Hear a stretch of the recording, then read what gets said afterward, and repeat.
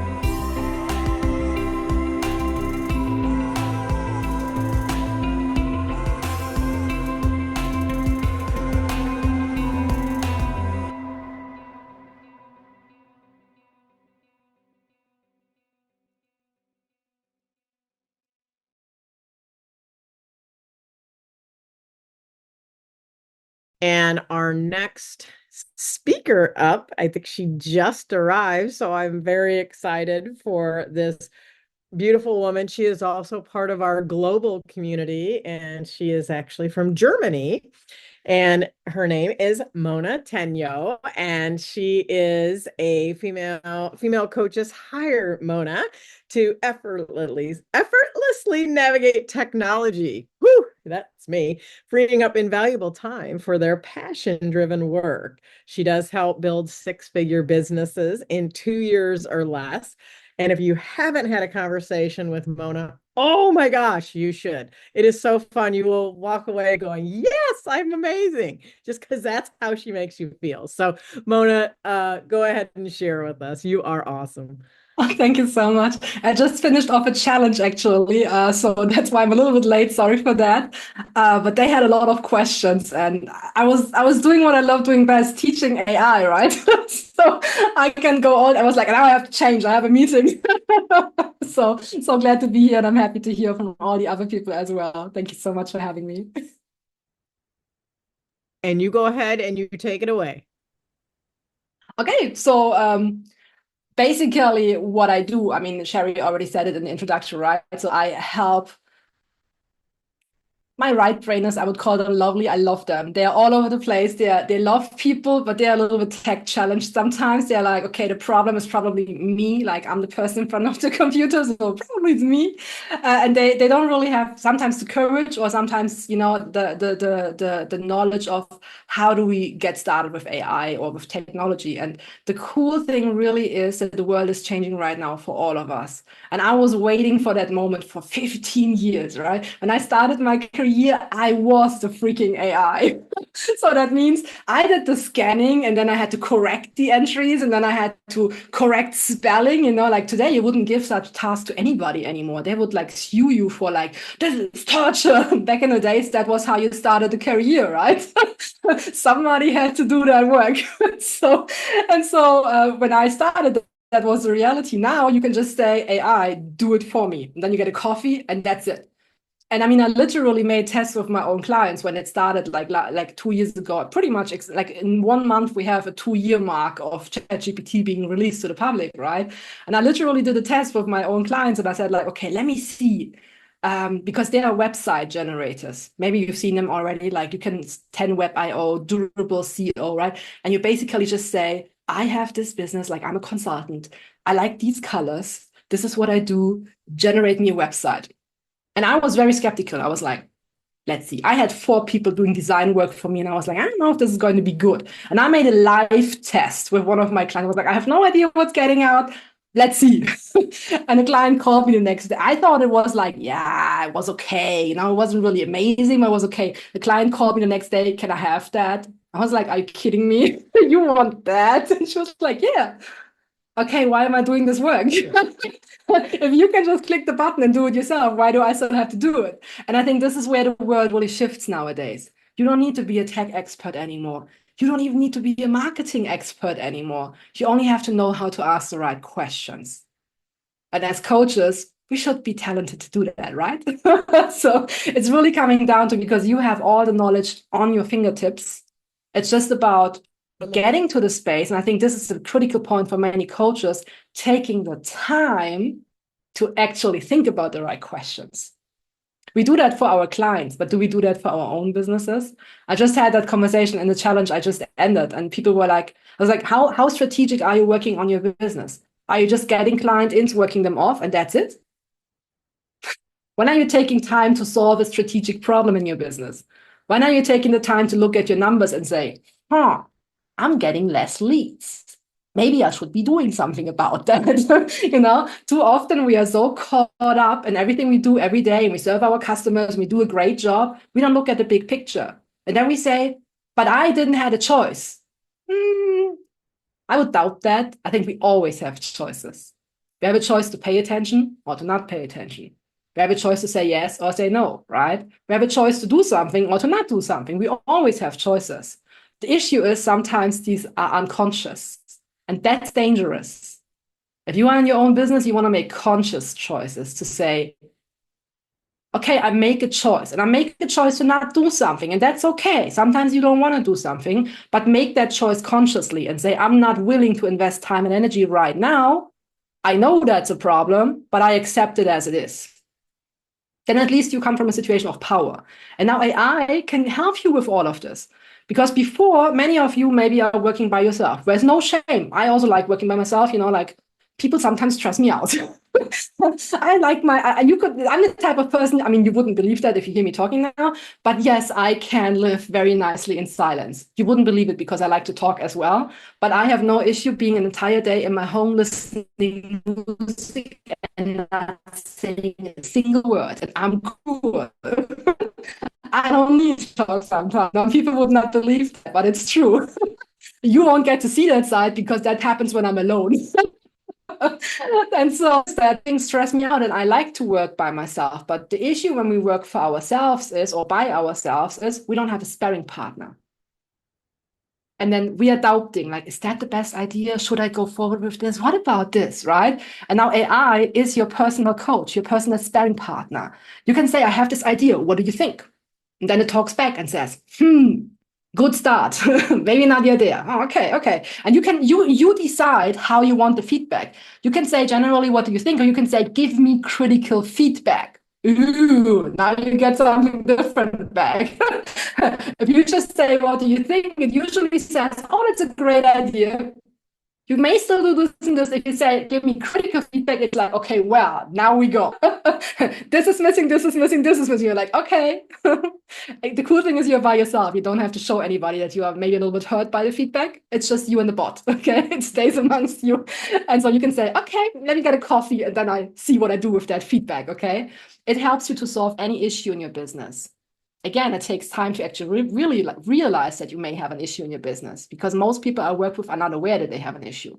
I talk to people who didn't realize that they are losing sales every single month and that this is getting to a business critical level and they haven't even realized it. And they had for years no backup plan in place, no additional measures, because they just were so busy in their daily operations they didn't realize their business is on the brink to bankruptcy. That's dangerous. You don't want to get to that point. And often it doesn't take a lot of things to change it. Often it's just, okay, you need to focus a little bit more on certain things. You have to implement some upsell procedures, right? You have to make sure that you put some processes in place. And process is not always, and this is a really cool thing for I love my right brainers. I love them. They're so creative. They're so powerful. They're like, yeah, let me go. This is what I want to do. I want to go. And then you're like, okay, hold on, go back on the path. You're getting a little bit off track. You have to get back to the, like, you're already deviating to else. Don't do that. So I love their energy, but they have to stay a little bit on track, right? The thing is that sometimes you get woven up in all of these little details, and you're like, okay, like, is that like, you have the people who are like I'm a left brainer. I'm like, okay, is this good enough to go out? Like push a little bit more. And then you have the people who are like, I just go and then I fix it on the way, which is a great skill set. Do that, absolutely, because you will be so much faster fixing it. But you have to fix it. You cannot just keep walking and just like, whatever. You have to look at the data again. And most of the people I work with who are like these creatives, they're like, I don't need a process. I'm creative. If you look at all big creative people in the world who make money, I hate to break it to you, but they have processes in place. They have a process for their creativity. Like when you have musicians, they go in the studio, they have a certain routine.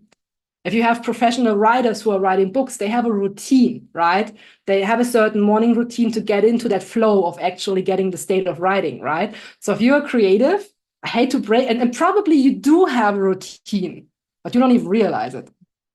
And now, so this is where I really want to help you, like, because processes in your business make your business predictable.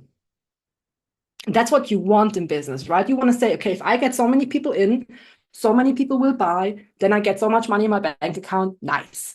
I can live from that money, right? That's what you want. And this is what processes help you with. And again, AI can help you this. If you feel like I'm not sure if I have a process, then just describe what you do and say, I'm not sure that I really have processes. Can you help me figure out what that is for me, right? Where would it make maybe sense to establish a process? Where would it make sense to strengthen the process a bit? Where am I currently losing my sales? And again, you will need to put input, right? You will have to say, okay, this is what I do today. This is what I tried already. This didn't work. This worked a little bit, but not really. If you have material, put it in. I usually say like the quickest way to make more money in your business is to fix what's currently not working. Don't create new things all the time. If you have mastered the sales process of previous products first, you will keep repeating the same mistake over and over again. And that doesn't help you. So instead of spending the time, because you know that your products work for your clients, you know it. You know, once they sit in your group coaching, you will get them the result. That's not the problem. The problem is the packaging and how you get that out to the market. So instead of spending more time creating something new, spend that same time fixing what's not working. And now the cool thing is AI can do a brilliant job if you prompt it correctly. The way you start is you start always with, what do you do? You have to give context. What do you do? Who are you? What do you do? Then you say, who do you serve? And now it's not enough to say female entrepreneurs. No. That's too generic. You have to be a bit more specific. Okay. So in my case, for example, it's heart-centered coaches, which is often women. I also work with men, but mostly women who are not very tech savvy. They like to work with people. It's typically mindset coaches, spiritual healers, people who are very creative. That's typically the people who benefit most from me. Now, this doesn't mean that I cannot work with other people. Of course I can, but those are the ones who get the biggest benefit and who resonate the most, right? Typically, they are a little bit older. Typically, they're not 20. Those are not the ones who are tech challenged. Let's face it. There may be a few, don't get me wrong, they're also, right? But it's not the majority, So they still, this is always what you say in marketing. You aim in the middle. You will still hit the other ones. Don't worry. You will still get other clients as well. But if you aim at the outside, you may hit nothing.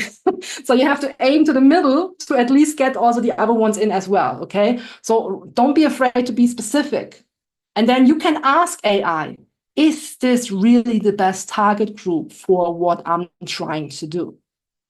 Ooh, maybe you're working with the wrong people. Can these target groups afford my program? That's also an important point, price point. What is your program? How long is it? What's the price point for that? And then check, is that target group the right target group? One of my clients lately was saying she has a webinar and she was like, I don't really get clients on a webinar. Okay, let's go through exactly that same procedure. What do you do? She's a career coach. She helps people she works with people who already have 6 figures in their salary, and she wants to help them to break into the boardroom. That's their goal. Like they want to go to the next level. And then she mentioned something where I was already like, uh-oh, I already see the first problem. She was like, people that have $120,000 income already in a year and that are currently unemployed. And I was like, hold on. If you are in that income range, you are usually not unemployed that long. You have a backup plan. You are in the middle management. You know when a firing curve comes. That's the first issue. Then she said the program is basically 5,000. That is not the price point was not the issue for that program. But then I asked her, like, how much time do clients have to invest to execute that program? And she said, well, the coaching calls are 1 hour every 2 weeks, but then they have to invest 8 hours per week for 12 weeks. And I was like, that's a no-go. For that target group, they don't have time for that. Now it's not getting a discussion about, is 5,000 the right price point? It's about, am I willing to invest 8 hours a week for 12 weeks if I have a busy day and I still want to have some private life, right? Now this is the cool thing. AI can force you as a coach to become better, because now the challenge is, how do I get that same content out to them, but with 10 to 15-minute exercises a day? Now you can even double the price, because people would be willing to pay for that more, because they don't have to invest so much time. And then she told me the webinar title, and I was like, oh my God. The webinar title was The Secrets to Your 6-Figure Job. And I was like, but your target group already has a 6-figure job. They don't need those secrets. They already have them. That means you're attracting people who don't have it yet, which is not your target group. Bam, And now, of course, I was coaching her through that process, but you can do that same with yourself, right? You can say, okay, what is it that I do? Who do I serve for? What is that program like? Does this make sense? What do I have to change to make it more appealing? And what would be a good lead magnet to get these people that I want to have in there in? What is a topic that relates to what you sell so that they actually make it make it attractive to them. And we just changed it a little bit and basically said, like, instead of looking for the next job, it's like, how do you actually survive as a manager in the age of AI? Now that's interesting for a manager. Now they're like, okay, what do I have to do to keep my job? Because middle management is the first one who will be out because they cost money. And so lean structures always come to, hey, let's take the managers out because they cost the most amount of money. Now, if you are a manager who can actually add value to your business in the range of AI, now it gets interesting. Now companies are willing to pay you more salary for that, right? And now the same is true for all of your businesses. Think about how does this apply to you, right? How can you use that same? And again, the methodology is always the same. What is it? Who is it for? What do you do at which price point? And then you let AI do the consistency check. If you have a landing page, copy that text and put it in AI and say, again, this is my target group. This is what it is for. Is that landing page, like currently I'm not getting leads with this landing page. What is wrong with it? And it can tell you, maybe there's a mismatch. Maybe you're speaking the wrong language. Maybe you're not using the language of your ideal clients. That's an important thing. My clients are not tech savvy. If I would talk to you about APIs and all this, you're like, holy shit, I would never sign up with you. I don't even know what you're talking about. Right? So I have to consciously, I mean, I can talk that tech speech. Don't get me wrong. If I talk with experts, I will talk with them about APIs and interfaces and all of those technologies. I can, but I'm not doing it when I work with my clients because they would be scared like crazy, you know? So are you speaking your client's language? Are you using their words? And again, AI can do that for you. Create that landing page with me and make sure it's in rapport with my ideal clients.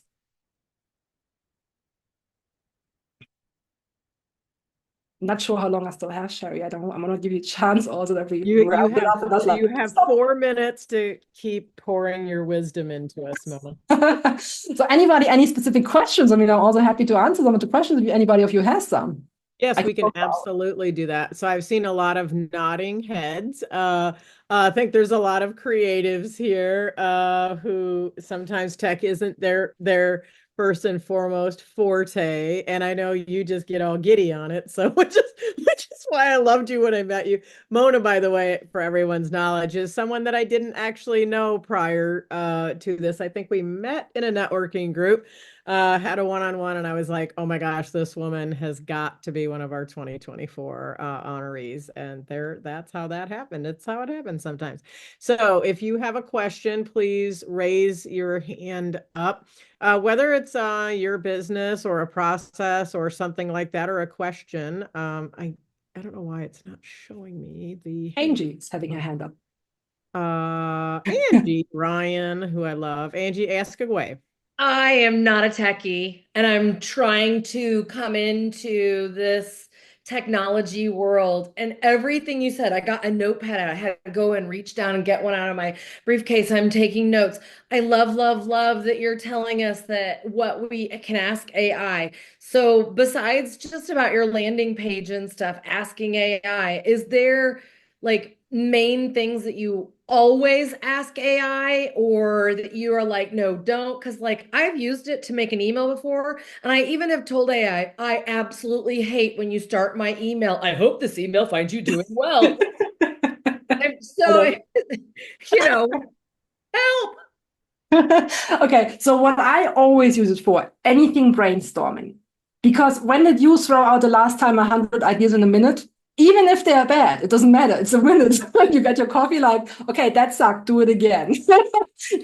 So anything brainstorming, titles, ideas, like if I want to cross-check something, if it's blog article ideas, like I made a Halloween challenge. Like I was sitting in bed and I was like, my clients are always haunted by AI. I mean, that makes a total topic for Halloween because like we're talking about ghosts, So I'm going to make a fun challenge on like, I think it's called something like from spooky to spectacular, a 14-day fun challenge on AI. If you want to have this, just put your name in the chat or just put Halloween and your email. And I don't have the landing page ready yet. So I always tell you guys, walk before you're ready. Like if nobody wanted to have it, everybody I spoke to was like, can I do that? And I was like, it's going to be fun. So you're doing little mini exercises and then I unlock templates for you or little trainings. Like I came up with that idea. I went to AI and I was like, I need some titles for that, you know?